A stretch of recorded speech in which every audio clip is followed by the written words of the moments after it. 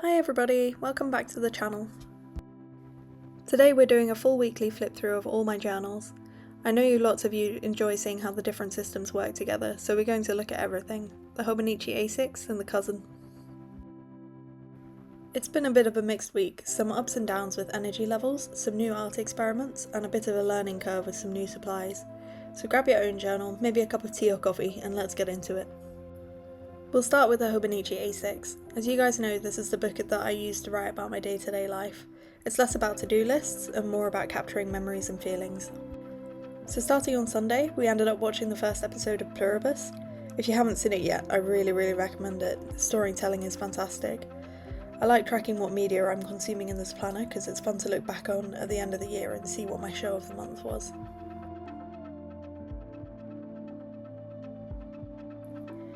Flipping to the next day, Monday was interesting. I decided to try out something I've seen online, augmented reality drawing. Basically, you have an app on your phone, you prop it up on a glass or a stand, and it overlays the image you want to draw onto the paper through your screen.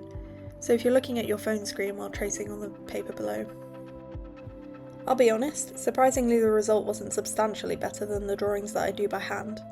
I think I expected it to be this magic wand that makes everything perfect instantly. But I think for more complicated subjects, like faces, which I struggle with, I can never quite get the proportions right, or maybe a complex urban scene with a lot of perspective, it might work really well for just getting down that initial outline. It's definitely a tool I want to play with more, even if this first attempt was a bit clunky. On Tuesday I tackled a few tasks despite being very under the weather this week. I think it's important to talk about these days too. I was really happy just to get a few simple things done, like making lunch and having a shower, and still have the energy to eat properly and watch an episode of TV with my husband. Sometimes just having a normal evening when you aren't feeling 100% is a win in itself, and I like that my journal reflects that reality. Then on Wednesday, I got a burst of creative inspiration. I started planning out some themes for our new bullet journal for the upcoming year. I've been using a more minimalistic approach for my bullet journal this year, mostly just pen and paper, but I spent some time flipping back through my old journals from a few years ago and it really inspired me. I used to do so much art, watercolours, elaborate cover pages, and I missed that, so I've decided to get back into doing art every month next year for my bullet journal. The only snag is, unfortunately my new journal hasn't been shipped yet. I'm constantly checking the tracking, but at this rate I might be setting it up in the new year.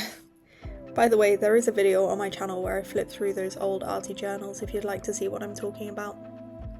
If you're enjoying this video and this flip through, please do hit like and subscribe, it really helps support the channel.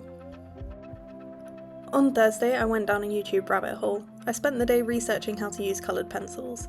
I had ordered some the day before to try out for my bullet journal setup, but I realised I actually don't know much about the technique. There's a really fantastic channel for this called Rouleau Art.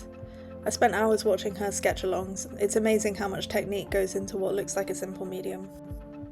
For the next day, Friday, I was finally feeling a bit better. I didn't get a huge amount of stuff done, but I did treat myself to a haul from the local art shop. I got some specific pastel paper and some good quality erasers, just getting everything ready for when my coloured pencils arrived. Also, on a totally different creative note, I crocheted a really cute chicken. It's just a cute amigurumi project, but it felt so good to finish something with my hands. I'm thinking of making a whole flock of them to give away as little gifts. On Saturday, the post arrived, my colouring pencils finally showed up and I had a go at using them immediately. I got the Prismacolor pencils, which everyone says are really good and are meant to be quite heavily pigmented. But I have to admit, I don't know what I was expecting. Maybe I thought they would look a bit like pastels. When I first put them down, the colour looked super light, but after playing with them, I have a lot to learn. I take it that they require a lot of layers and a lot of patience to build up that waxy, saturated look. You can't just press hard once, you have to gently layer it up. It's a very meditative process actually, much slower than markers, but I think I'm going to enjoy it once I get the hang of it. Now we're going to flip through the Hobonichi cousin. As a reminder, I won't talk too much about the specific text written down in these pages, because this is my dedicated YouTube journal. It's where I track video ideas, script ideas, and schedule uploads. However, visually, I've been really enjoying using stickers and washi tape in here. Because this is a work planner, it can get very text heavy, and I find that adding these little clusters of stickers really breaks up the writing in an aesthetic way. It makes opening the planner feel less like work, more like play. I've been using this space specifically to plan out my new bullet journal themes, listing out the materials I'm going to use to create them. I actually ordered a journal from Notebook Therapy with craft paper pages for a change. I've never journaled on brown paper before, only white or cream, so I'm really excited, and a little nervous to see how it holds up. If any of you have used craft paper journals, let me know in the comments. Like, do the colours pop or do they get absorbed? I have some gel pens which should really pop on the page, but I suspect my brush pens will just look muddy.